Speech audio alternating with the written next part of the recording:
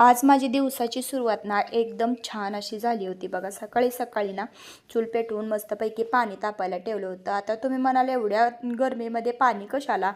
पण सकाळी सकाळी थोडंसं थंड हवा असते तर त्याच्यामुळे पाणी तापायला ठेवलेलं होतं.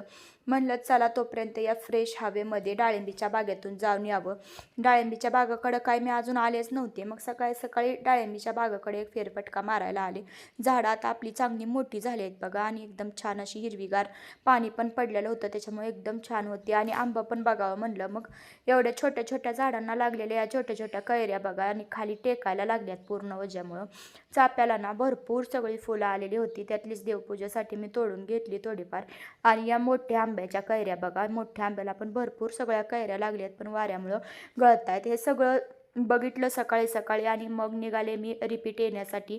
छान असं एस टीमध्ये बसून म्हणलं मस्तपैकी व्हिडिओ घ्यावा. पटकन घरी आले आणि एवढी गर्दी ना की काही विचारूच नका. प्रवासाचा तर कंटाळा आलाच होता, पण मग थोडंफार काम पण करायचं होतं घरातलं.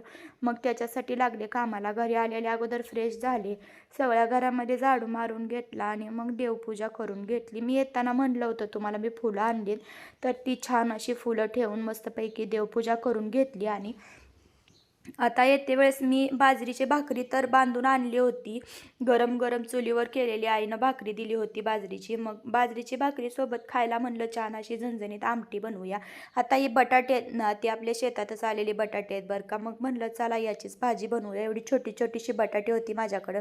मग मस्तपैकी भाजी बनवली आणि जेवण केलं. व्हिडिओ आवडला असेल तर चॅनलला सबस्क्राईब करा.